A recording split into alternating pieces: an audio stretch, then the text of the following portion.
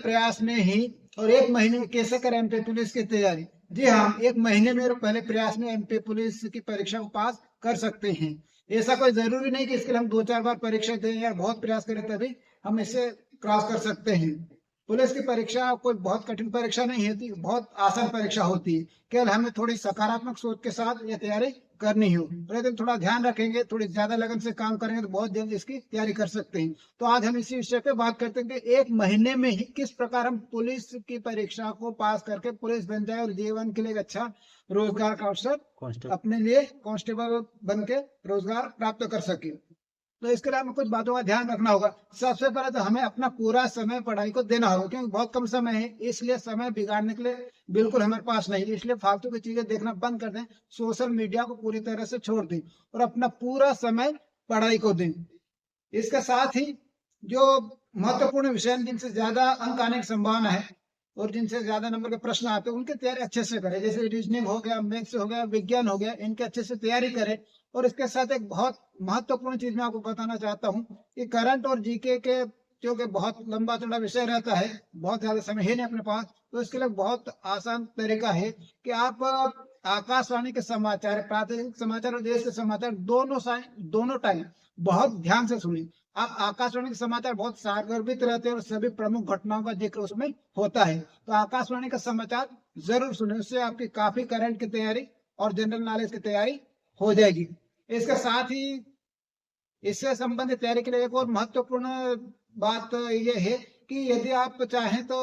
ये महत्वपूर्ण पत्र पत्रिका प्रतियोगी परीक्षाओं के लिए आती है, यदि पिछले 1 साल के अंक आपको मिल जाए तो इस परीक्षा के लेवल के हिसाब से आप उन्हें अच्छे से देख लें, उनके अच्छे से तैयारी कर लें और इसके जो प्रैक्टिस सेट आते हैं उनकी बार बार तैयारी करें।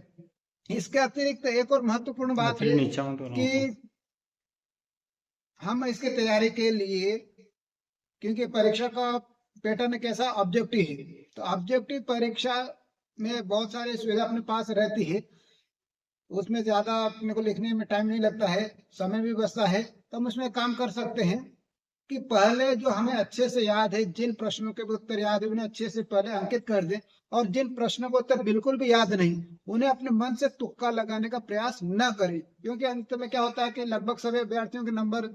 सेम रहते हैं, थोड़ा बहुत अंतर रहता है और 5-10 नंबर जिसके ज्यादा रहते हैं कहीं ना कहीं वह रैंक कर जाता है, उसका चयन हो जाता है। तो इसके लिए आप यह करें कि पहले पूरे पेपर को हल कर लें और उसके बाद जो प्रश्न आपने छोड़े हैं, जो आपको बिल्कुल भी याद नहीं है, आप उनको देखें प्रत्येक सेक्शन वाइज कि उस सेक्शन में आपने जो प्रश्न हल किए हैं तो सही उत्तर किन ऑप्शन में है, यानी ABCD 4 ऑप्शन रहेंगे तो उसमें से सही ऑप्शन ज्यादा किस में है, तो उस ऑप्शन को छोड़ के जिस ऑप्शन में सबसे कम सही हो उस ऑप्शन को, जो आपके शेष प्रश्न बचे हैं जिनके बारे में आपको कुछ भी ज्ञान नहीं है, कुछ भी पता नहीं, उन सभी में उन प्रश्नों के उत्तर को टिक कर दें। यानी जैसे आपने मान लो सेक्शन ए है, उसमें आपने 10 प्रश्न हल किए, अब 10 में से आपने देखा कि आपके 6 प्रश्न सही हैं, आपको अच्छे से याद है, आपने कर दिए, और 6 में से आधे ए में आधे बी में है, सी और डी में से बहुत कम है, तो जैसे मान लो डी में से सबसे कम है, तो आप जो शेष प्रश्न बचे उनको डी में ही अंकित करें। तो इस प्रकार करेंगे तो क्या होगा कि आपको जो आपकी तैयारी उससे भी कहीं 5-10 नंबर ज्यादा आने की संभावना रहेगी और यही 5-10 नंबर आपके चयन में निर्णायक साबित हो सकते हैं। इसका अतिरिक्त आप अपनी मेहनत और प्रयास तो करें सही, साथ ही अपने भगवान को, अपने इष्ट को, उनकी पूजा करें और उनसे भी प्रार्थना करते रहे, क्योंकि जो भगवान कर सकता है वो कोई नहीं कर सकता है। और निश्चित रूप से जब आप सकारात्मक सोच के साथ करेंगे, इन सारे बिंदुओं का ध्यान रखेंगे, तो मैं वादा करता हूँ आप परीक्षा दें और आप निश्चित रूप से सक्सेस होंगे और आप परीक्षा के बाद मुझे बताएं। जय हिंद, जय भारत।